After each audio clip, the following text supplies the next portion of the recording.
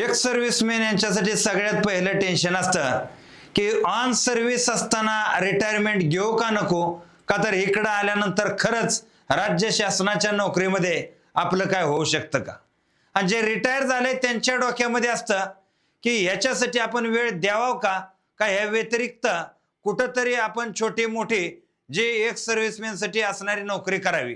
तर या सगळ्या प्रश्नांची उत्तर घेऊन मी तुमच्या समोर आलेलो आहे की जे ऑन ड्युटी आहेत त्यांच्यासाठी पण आणि जे रिटायर झाले त्यांच्यासाठी पण पहिल्याच प्रयत्नामध्ये नेमका कशा प्रकारे तुम्ही गेलं पाहिजे जेणेकरून पहिल्याच प्रयत्नामध्ये आपण उत्तीर्ण होणार.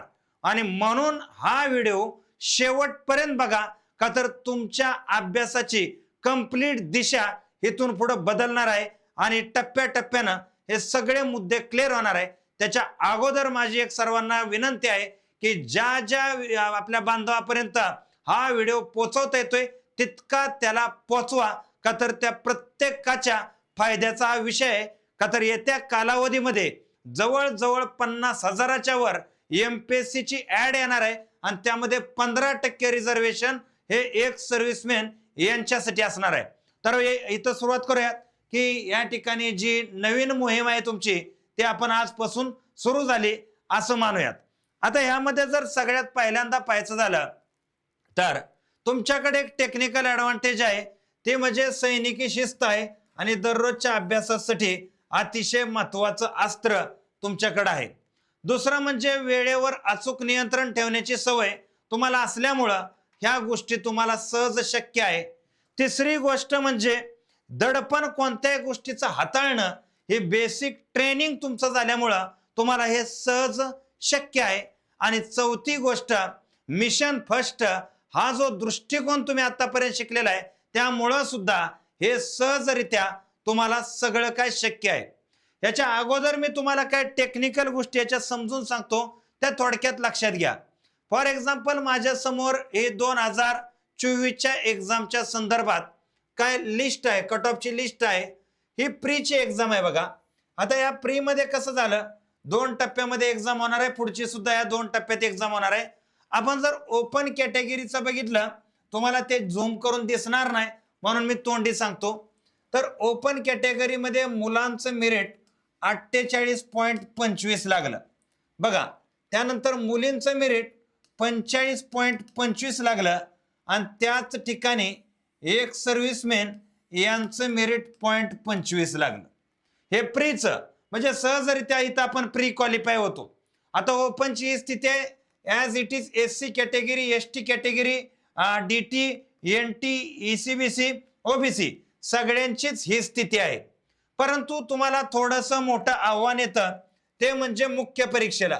का तर मुख्य परीक्षेमध्ये जर आपण पाहायचं झालं तर इथं जनरलचा कट ऑफ मुलांचा 262 लागला, त्या ठिकाणी मुलींचा कट ऑफ 238 लागला आणि त्याच ठिकाणी एक सर्व्हिसमॅन यांचा कट ऑफ 109 लागला. आता या मार्कापर्यंत पोहोचण्यासाठी का तर हे फायनल सिलेक्शन साठी असणारे मार्क्स आहेत आणि इथं तुमचं सिलेक्शन होतं. तर ह्या मार्कासाठी फक्त रिझर्वेशन असून पोस्ट मिळत नाही हे सिद्ध होतं. तर त्याच्यासाठी आपल्याला कुठं ना कुठं तरी प्रयत्न करणं हे गरजेचं आहे, हेही तितकंच सिद्ध होतं. पहिल्या प्रयत्नामध्ये पोस्ट मिळवण्यासाठी ज्या काय गोष्टी लागतात त्यामध्ये ही आपली अतिशय महत्वाची बॅच आहे जी तुम्हाला मी इथून पुढे स्ट्रॅटेजी सांगणार आहे. ह्या स्ट्रॅटेजीनुसार ही बॅच बनलेली आहे, जे की बॅच घेऊन पण विद्यार्थी आपला स्टडी करू शकतात आणि मी त्यानंतर सेल्फ स्टडीचे काय मुद्दे सांगणार आहे त्यानुसार सुद्धा स्टडी करून पोस्ट काढू शकतात. म्हणजे फक्त बॅच घेतल्यावरच पोस्ट निघेल असंही नाही, तर सेल्फ स्टडी केल्यावर सुद्धा चांगल्या प्रकारे पोस्ट निघेल असा याचा मुद्दा आहे. तर आपण टप्प्याटप्प्याने बघूयात की नेमकं काय काय केलं पाहिजे.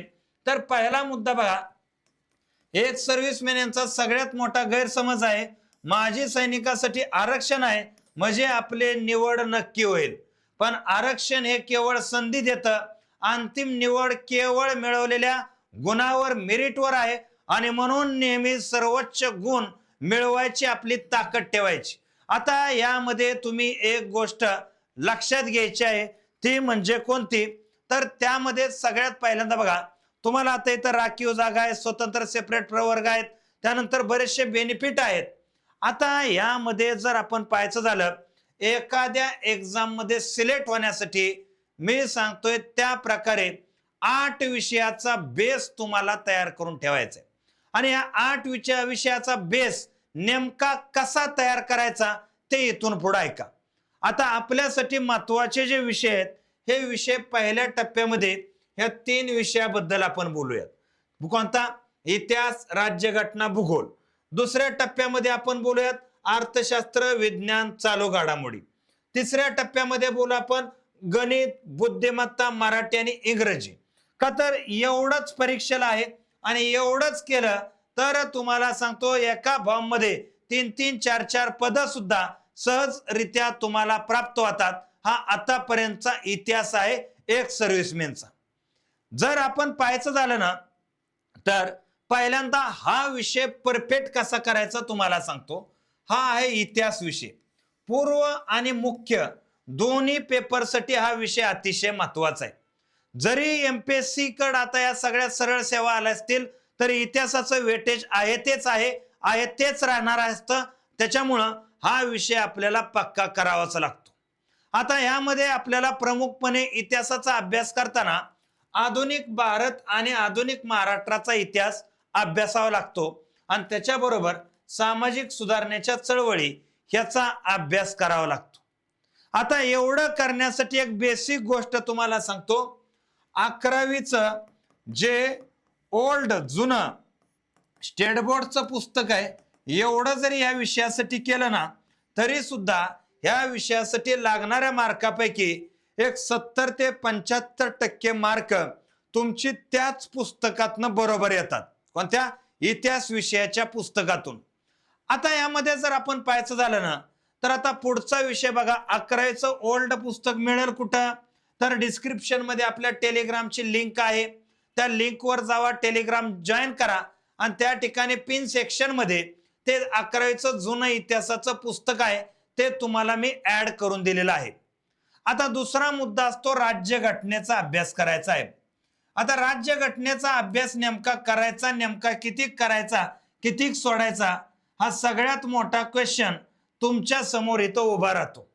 का तर राज्यघटना विषय आता ह्यामध्ये संविधान आहे, मूलभूत हक्क, कर्तव्य आहे, मार्गदर्शक तत्व आहे, संसद आहे, त्याच्याबरोबर स्थानिक स्वराज्य संस्था आहेत आणि घटनात्मक इतर संस्था, एमपीएससी आयोग वगैरे, मतदान आयोग वगैरे, इलेक्शन कमिशन वगैरे, ह्या गोष्टीचा अभ्यास तुम्हाला या राज्यशास्त्रामध्ये करावा लागतो.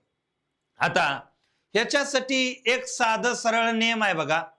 मार्केटमध्ये एक पुस्तक आहे, त्याचं नाव आहे यम लक्ष्मीकांत, शुद्ध मराठीमध्ये पुस्तक आहे आणि त्या पुस्तकातून या ठिकाणी महत्वाचे टॉपचे जे टॉपिक आहेत हे टॉपिक तिथून करून घ्यायचे, जेणेकरून तुम्हाला ह्या विषयामध्ये पूर्वसाठी आणि मुख्यसाठी लागणारे पैकीच्या पैकी मार्क तिथून प्राप्त होतात.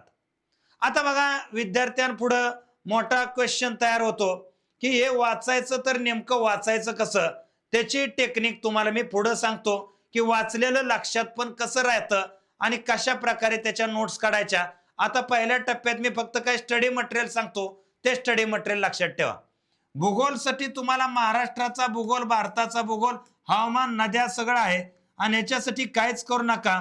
फक्त 6वी ते 12वीची जी स्टेट बोर्डची पुस्तक आहेत तेवढीच तुम्ही वाचा. भूगोलला पूर्वसाठी आणि मुख्यसाठी जेवढे मार्क्स पाहिजेत तेवढे सगळे मार्क्स तुम्हाला तिथून प्राप्त होत असतात. आता पुढचा महत्वाचा विषय बघा, अर्थशास्त्र विषयासाठी काय केलं पाहिजे. आता अर्थशास्त्र विषयासाठी तुम्हाला हे पुस्तक वाचून विषय किती समजल हा फार मोठा क्वेश्चन आहे.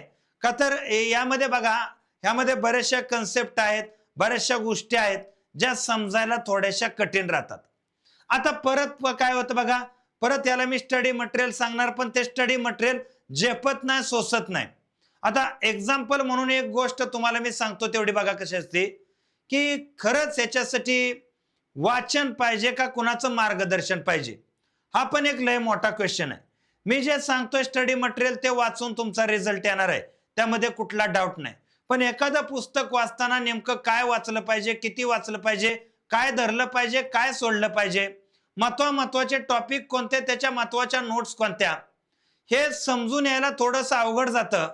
म्हणून बऱ्याचशा विद्यार्थ्यांना मी काय सांगत असतो की फॉर एक्झाम्पल आता मी अर्थशास्त्र विषय शिकवतोय गेली 10 वर्ष. 10 वर्षाचा हा सगळा अनुभव मी 45 ते 50 लेक्चर मध्ये तुम्हाला देणार, ज्यामध्ये संपूर्ण एमपीएससीचे PYQ concept lecture A to Z पूर्ण करणार आणि त्यामध्ये 2-4 पुस्तकाचा रेफरन्स घेऊन ते सगळं शिकवलेलं असणार. मग काय होतं की विद्यार्थ्यांना बॅच मधून रिझल्ट काढणं सोपं जातं. का तर आतापर्यंत आपण जेवढे एक्सपेरिमेंट केलेत तर 400च्या वर एक सर्व्हिसमॅन आपल्या अकॅडमीतून सिलेक्ट झालेले आहेत. त्याचं कारणच काय आहे की जेवढं लागतं तेवढंच देणं. का तर आता इथं वर तुम्ही बघितलं बघा, एका ठिकाणी 48चं मेरिट लागतंय आणि एका ठिकाणी 0.25 म्हणजे 1 मार्काचं मेरिट लागत नाही. बरोबर आहे ना, 25चं नाही 0.25चं मेरिट आहे. तर आता तेवढं 48 लागणाऱ्या विद्यार्थी इतका करण्यात गरज आहे का काय? नाही. तर आपल्यासाठी सिलेक्टिव्ह तेवढंच करावं लागतं. म्हणून असे विषय अभ्यासताना तुम्ही बॅचचा आधार घेणं गरजेचं आहे. त्याचं प्रमुख कारण असं आहे की बघा, जेवढे तुम्हाला पुस्तकाला पैसे लागणार आहेत ना, त्याच्यापेक्षा कमी किमतीमध्ये ते बॅच राहते आणि त्यामधले ते विषय राहतात आणि सगळं ऑनलाईन आहे. म्हणजे तुम्ही तुमच्या टायमिंगना मोबाईलवर घरी बसून कुठेही कधीही अभ्यास करू शकता.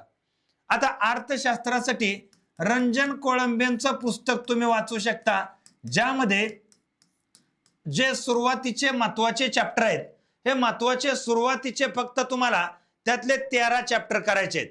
ते 13 चॅप्टर केले की पूर्वची पण आणि मुख्यची पण तयारी होती. विज्ञानासाठी तुम्ही काय वाचलं पाहिजे तर 8वी 9वी आणि 10वीची स्टेट बोर्ड वाचली पाहिजे. त्याच्या पलीकडे वेगळं काय वाचायची विज्ञानाला गरज नाही. आणि चालू घडामोडीसाठी काय नाही, मागील 6 महिन्याच्या चालू घडामोडी परिक्रमा नावाच्या पुस्तकातून वाचायच्या. म्हणजे ज्या वेळेस तुम्हाला दिसतंय की आता पुढच्या 6 महिन्या म्हणजे एक्झाम आहे माझी, तर मागच्या 6 महिन्याच्या गोष्टी वाचा. वर्षाच्या वाचावं लागतात, परंतु काय होतं तुम्हाला सांगतो, वर्षाच्या वाचून पण कधी कधी फायदा होत नाही. त्याच्यामुळे 6 महिन्याच्याच वाचा, जेणेकरून आपल्या अभ्यासात इझी मार्ग होऊ शकतो. आता एवढ्या बळावर ह्यामध्ये गणित आणि बुद्धिमत्ताचा दुसरा मॅटर आहे. गणित बुद्धिमत्ता असेल किंवा मराठी इंग्रजी असेल, ह्याच्यासाठी वेगळ्या लेवलनं जाण्यापेक्षा तुम्ही 2013 पासून 2025 पर्यंत एमपीएससीच्या आयोगानं जेवढेही गट क च्या एक्झामसाठी प्रश्न विचारलेले आहेत, तेवढे सगळे प्रश्न चांगल्या प्रकारे प्रॅक्टिस करायचे. कशासाठी? मराठीसाठी, इंग्रजीसाठी, गणितासाठी आणि बुद्धिमत्तेसाठी. ह्याच्यासाठी एवढं करा. का तर बघा, या प्रश्नाचा चांगला अभ्यास केला तर याच अभ्यासातून तुम्हाला पुढचे प्रश्न तिथं बऱ्यापैकी कॉपी पेस्ट 60-65% प्रश्न दिसतात आणि हे 60-65% प्रश्न तुम्हाला ऑटोमॅटिक रिझल्ट पर्यंत नेतात. का तर आपली एक्झाम 2 टप्प्यामध्ये राहते. एक राहतो पूर्वचा टप्पा, ह्यामध्ये 100 मार्क आहेत आणि 100 प्रश्न राहतात. इथं साधारणतः तुम्ही 20 ते 25 प्रश्नाचं टार्गेट ठेवून चालायचं असतं. प्रत्येक वेळेस 0.25चा कट ऑफ लागत नसतो, हा मुद्दा लक्षात घ्या. 20 ते 25 प्रश्नाचं टार्गेट घेऊन चालायचं असतं आणि मुख्यला तुम्ही साधारणतः 400 मार्काची एक्झाम असती. पेपर 1 आहे तो म्हणजे मराठी आणि इंग्रजी, तो 200 मार्काचा आणि पेपर 2 जो आहे तो 200 मार्काचा. तो सेम आहे असा पूर्वचा पेपर ह्या ठिकाणी तुम्हाला मुख्यला पेपर 2 म्हणून पाहायला मिळतो. आता यामध्ये कसं असतं लक्षात घ्या की ह्यामध्ये तुम्हाला पूर्व केल्यानंतर 50% तुमची मुख्य झालेली असते. मुख्यला फक्त मराठी आणि इंग्रजी तुम्हाला करायचं असतं आणि यामध्ये 400 पैकी तुमचं टार्गेट हे 180 ते 190 प्लस असलं पाहिजे, जेणेकरून न झिकझिक होता तुम्ही पास होऊ शकता. तर हे बघा, हे 0.25 वगैरे ते मुद्दे द्या सोडून, का तर त्यामध्ये इतकं जास्त ताकद राहत नाही.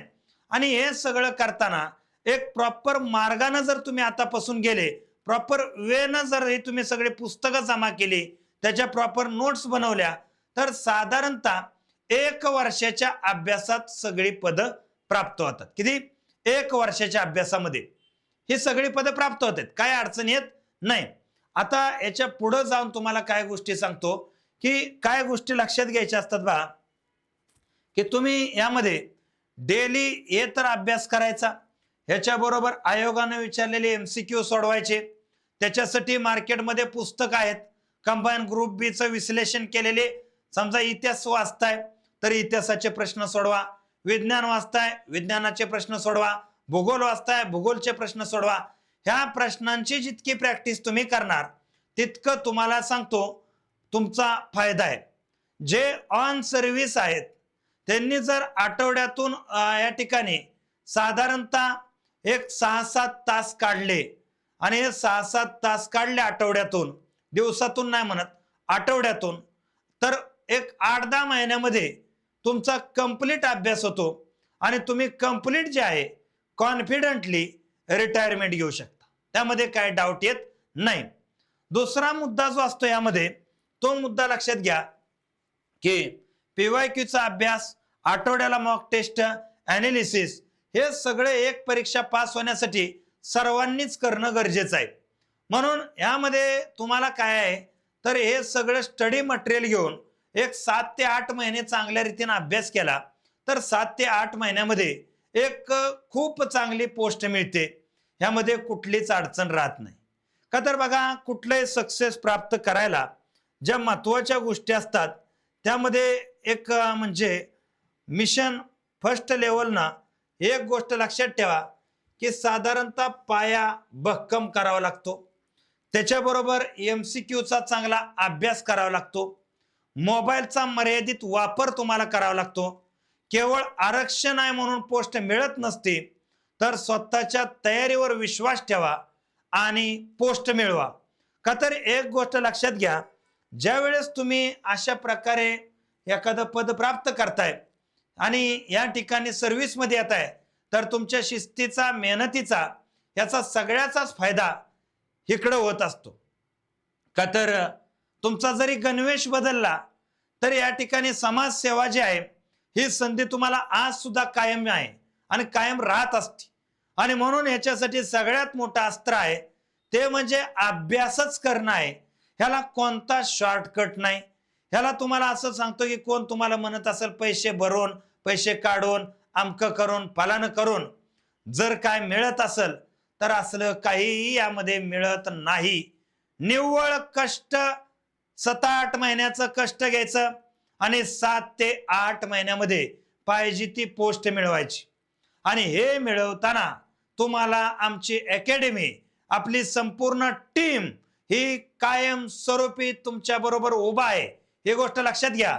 आणि ज्यांना ज्यांना वाटतंय मार्गदर्शन घेऊनच अभ्यास करायचा त्यांनी या ठिकाणी स्क्रोल पट्टीवरती ॲपचं नाव आहे किंवा डिस्क्रिप्शन जे आहे व्हिडिओच्या खाली तिथे ॲपची लिंक आहे, किंवा जर काय अडचण आली तर त्याच्यावर जो 7038 155 255 नंबर आहे त्यावरती जरी कॉल केला तरी सुद्धा तुम्हाला सगळंच्या सगळं मार्गदर्शन प्राप्त होणार आहे. तर हे सगळं लक्षात आलं असावं अशी अपेक्षा व्यक्त करतो आणि या ठिकाणी मी थांबतो. जय हिंद, जय महाराष्ट्र.